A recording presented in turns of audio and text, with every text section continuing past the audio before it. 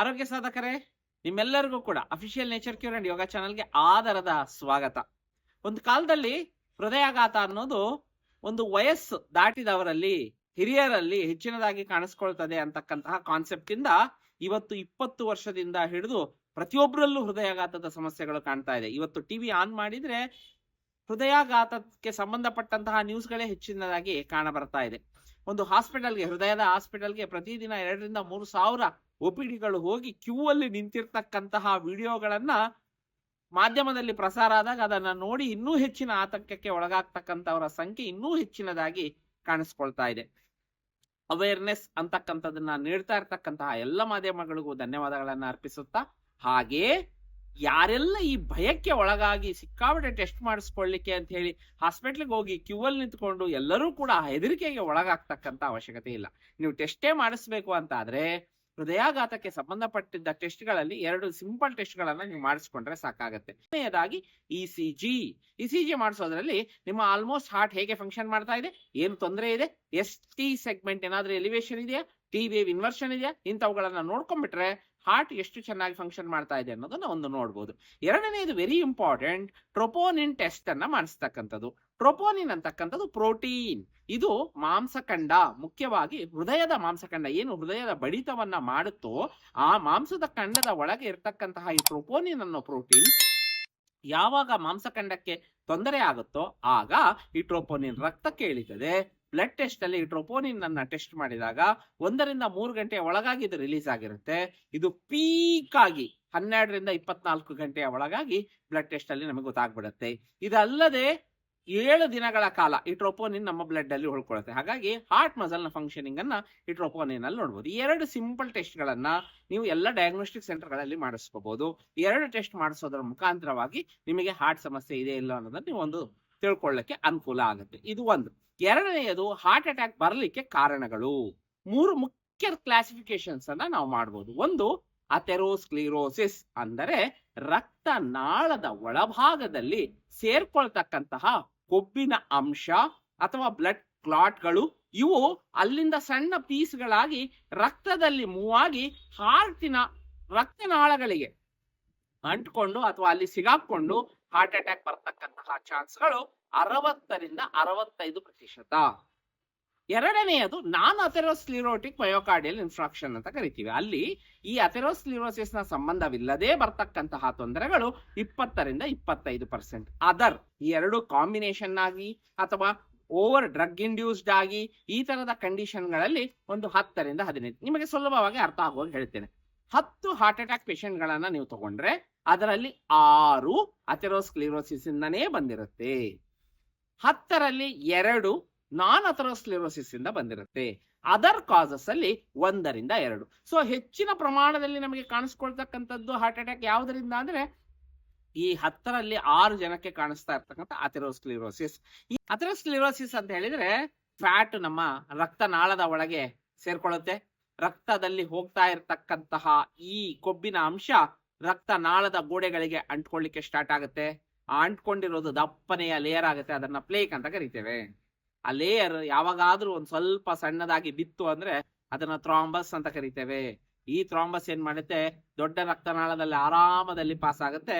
ಹೃದಯದ ರಕ್ತನಾಳಗಳು ಸಣ್ಣದಾಗಿರುತ್ತೆ. ಅಲ್ಲಿಗೆ ಬಂದಾಗ ಅಲ್ಲಿ ಬಂದು ಸಿಗಾಕೊಳ್ಳುತ್ತೆ. ಯಾವಾಗ ಇದು ಸಿಗಾಕೊಳ್ಳುತ್ತೋ ಅಲ್ಲಿಂದ ಹಾರ್ಟಿನ ಮಸಲಿಗೆ ಈ ರಕ್ತನಾಳದಿಂದ ರಕ್ತ ಹರಿಯುವಿಕೆ ನಿಲ್ತದೆ. ಆವಾಗ ಹಾರ್ಟಿನ ಮಸಲ್ ವೀಕ್ ಆಗುತ್ತೆ. ವೀಕ್ ಆದ ಮಸಲ್ ಟ್ರೋಪೋನಿನ್ ಅನ್ನ ಬ್ಲಡ್ ಗೆ ರಿಲೀಸ್ ಮಾಡುತ್ತೆ. ಹಾರ್ಟ್ ನ ವೀಕ್ನೆಸ್ ಸ್ಟಾರ್ಟ್ ಆಗುತ್ತೆ.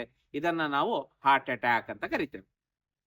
ಇದರಲ್ಲಿ ಗೋಲ್ಡನ್ ಹವರ್ ಅನ್ನೋದು ನೀವೆಲ್ಲ ಈಗ ಟಿವಿಯಲ್ಲಿ ಕಂಟಿನ್ಯೂಸ್ ಆಗಿ ಕೇಳ್ತಾ ಇದ್ದೀರಾ. ಈ ತರ ಆದಾಗ ಇಮಿಡಿಯೇಟ್ಲಿ ನೀವು ಹಾಸ್ಪಿಟ್ಲಿಗೆ ಶಿಫ್ಟ್ ಆಗ್ತಕ್ಕಂಥದ್ದು ಈ ಗೋಲ್ಡನ್ ಹವರ್ ಅಲ್ಲಿ ಮಾಡ್ತಕ್ಕಂತಹ ಚಿಕಿತ್ಸೆಯಲ್ಲಿ ನಾವು ಮತ್ತೆ ನಾರ್ಮಲ್ಗೆ ಬಂದ್ಬಿಡ್ತೇವೆ.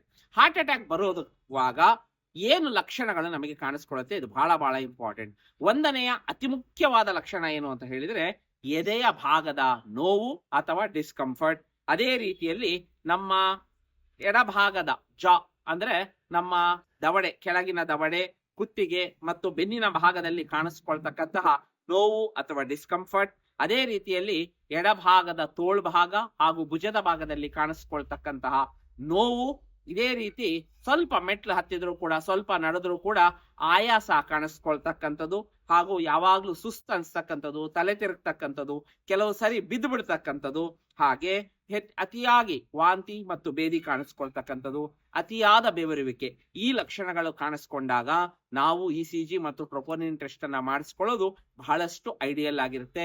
ಇವನ್ನ ನಾವು ಹಾರ್ಟ್ ಅಟ್ಯಾಕ್ ನ ಸಿಂಪ್ಟಮ್ಸ್ ಅಂತ ಕರಿತೇವೆ. ರಕ್ತನಾಳದ ಒಳಭಾಗದ ಲೇಯರ್ ಅಲ್ಲಿ ಇನ್ಫ್ಲಮೇಷನ್ ಕಂಡಾಗ ಅಥೆರೋಸ್ಕ್ಲೆರೋಸಿಸ್ ಬರ್ತಕ್ಕಂತಹ ಕಂಡೀಷನ್ ಬಹಳ ಹೆಚ್ಚಾಗಿರುತ್ತೆ.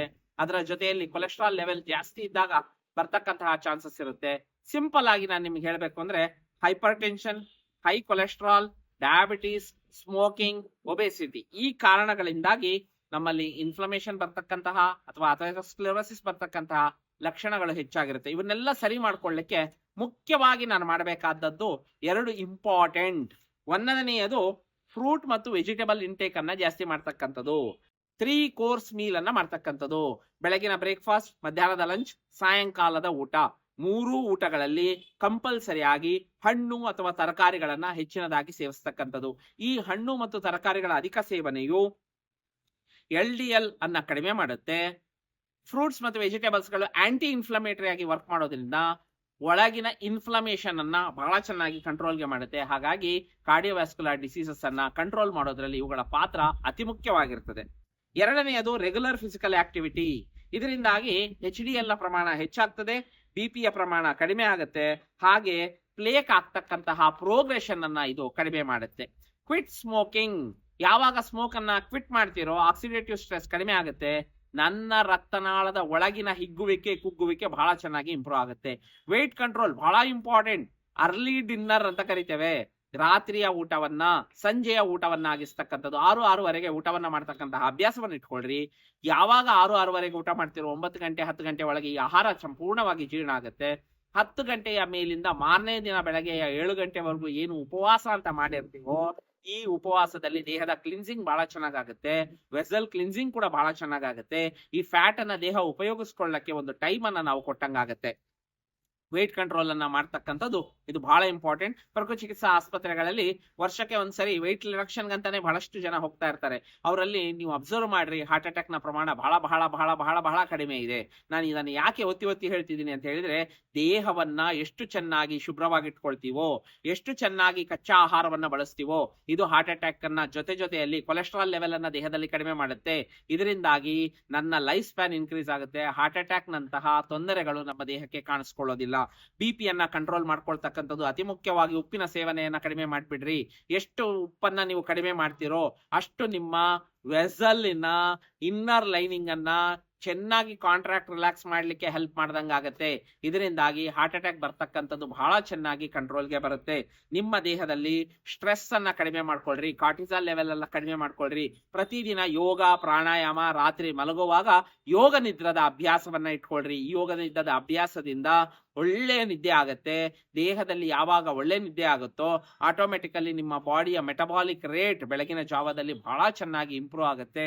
ಹೆಲ್ತಿ ಆದ ವಾತಾವರಣ ನೀವು ಒಳಗೆ ಸೃಷ್ಟಿ ಮಾಡೋದ್ರಿಂದ ಈ ಹಾರ್ಟ್ ಅಟ್ಯಾಕ್ ನಿಂದ ಸಂಪೂರ್ಣವಾಗಿ ಹೊರಗೆ ಬರಬಹುದು. ಹಾಗೂ ಇದನ್ನ ಸಣ್ಣ ಮಕ್ಕಳಲ್ಲಿ, ಈಗ ನಾನೇನು ಹೇಳಿದೆ, ಈ ಪ್ಯಾಟರ್ನ್ ಅನ್ನ ಯೋಗ ಮಾಡ್ತಕ್ಕಂಥದ್ದು, ಫ್ರೂಟ್ಸ್ ವೆಜಿಟೇಬಲ್ ಅನ್ನ ಹೆಚ್ಚು ತಗೊಳ್ತಕ್ಕಂಥದ್ದು, ಹೆಚ್ಚಿನದಾಗಿ ಒತ್ತಡವನ್ನ ತಗೊಳ್ದೇ ಇರತಕ್ಕಂಥದ್ದು, ಖುಷಿಯಾಗಿ ಜೀವನವನ್ನ ಮಾಡ್ತಕ್ಕಂಥದ್ದು ಸಣ್ಣ ಮಕ್ಕಳಿಂದನೇ ಕಲಿಸ್ರಿ. ಯಾಕೆ ಅಂದ್ರೆ 10 ವರ್ಷದಿಂದ ಈ ಕೊಲೆಸ್ಟ್ರಾಲ್ ಡೆಪಾಸಿಷನ್ ಆಗುತ್ತೆ. ಅಥೆರೋಸ್ಕ್ಲೆರೋಸಿಸ್ ಅಂದ ತಕ್ಷಣ 20 ವರ್ಷಕ್ಕೆ ಹಾರ್ಟ್ ಅಟ್ಯಾಕ್ ಆಗಿದೆ ಅಂತ ನೀವು ಹೆದರ್ತಾ ಇದ್ದೀರಿ. ಬಟ್ 20 ವರ್ಷಕ್ಕೆ ಆಗ್ಲಿಕ್ಕೆ ಕಾರಣ ಏನಂದ್ರೆ 10 ವರ್ಷದಿಂದ ನಮ್ಮ ಕೊಲೆಸ್ಟ್ರಾಲ್ ದೇಹದಲ್ಲಿ ವೇರಿಯೇಷನ್ ಆಗಿ ಅಥೆರೋಸ್ಕ್ಲೆರೋಸಿಸ್ ಸ್ಟಾರ್ಟ್ ಆಗುತ್ತೆ ಅಂತ ಹೇಳಿ ಬಹಳಷ್ಟು ಸೈಂಟಿಫಿಕ್ ಎವಿಡೆನ್ಸ್ ಗಳಿದಾವೆ. ಹಾಗಾಗಿ ಸಣ್ಣ ಮಕ್ಕಳಿಂದನೇ ಇದನ್ನ ಬೆಳೆಸಲಿಕ್ಕೆ ಸ್ಟಾರ್ಟ್ ಮಾಡ್ರಿ. ಈಗಿರೋರು ಕೂಡ ಈಗ ಸ್ಟಾರ್ಟ್ ಮಾಡೋದ್ರಿಂದ ನೀವು ಹಾರ್ಟ್ ಅಟ್ಯಾಕ್ ನಿಂದ ಪ್ರಿವೆಂಟ್ ಮಾಡಬಹುದು ಅಂತ ಹೇಳ್ತಾ ಈ ನನ್ನ ವಿಡಿಯೋನ ಮುಗಿಸ್ತಾ ಇದ್ದೀನಿ. ಧನ್ಯವಾದಗಳು.